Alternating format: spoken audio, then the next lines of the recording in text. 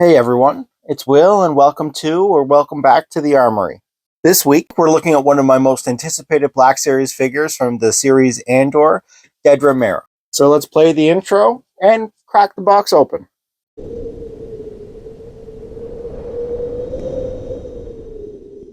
Taking our first look at the figure from the shelf, we can see Dedra comes in the new Black Series packaging and is the 12th figure in the Andor line.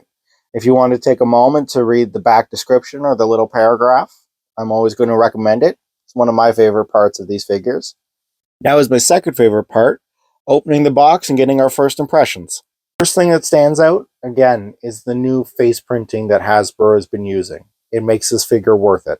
Since watching Andor, this was one of my most anticipated figures, along with Kino Roy.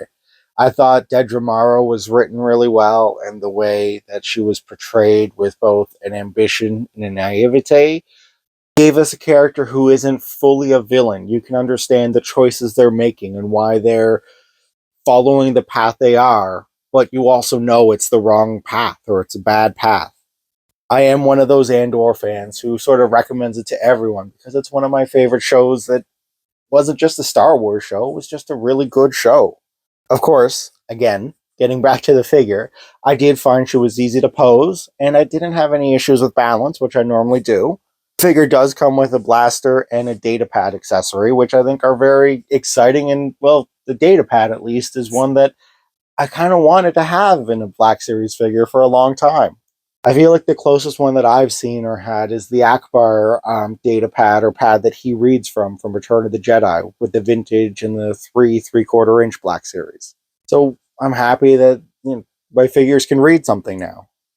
The Dedra also does not have a gloss that I've noticed on some of the faces with the earlier Andor releases. The Cassian in particular, you see in the background.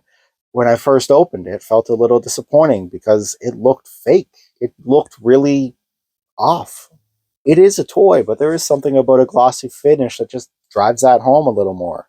Now, you've all heard me gush about the show, talk about how much I love Dedra, and I was looking forward to having an ISB figure. So, final verdict for me, it's an essential figure. Do you want it?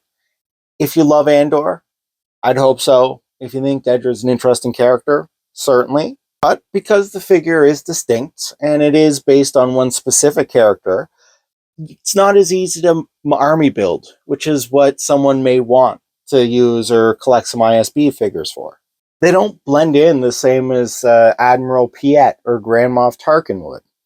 For me, it is an essential figure to have. I like the character, I love the show, and I also enjoy having the villains next to my heroes on a stand.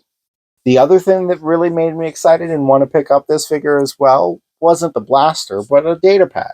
I am happy we are finally getting more little things from the Star Wars universe that add some extra value or fun. It's the same as the Black Series client figure that we got that also had the container with some Beskar in it. I don't know if this is going to change your mind or make you decide to buy the figure, but at the same time, I think I'm looking at it as a sign of what's to come. Another great face mold, a wonderful accessory that builds up the universe. I hope we get more of this in future releases. But those are my final thoughts. Thank you for joining me in this video and look forward to seeing you in the next. Let me know below as well in the comments who you'd like to see from Andor.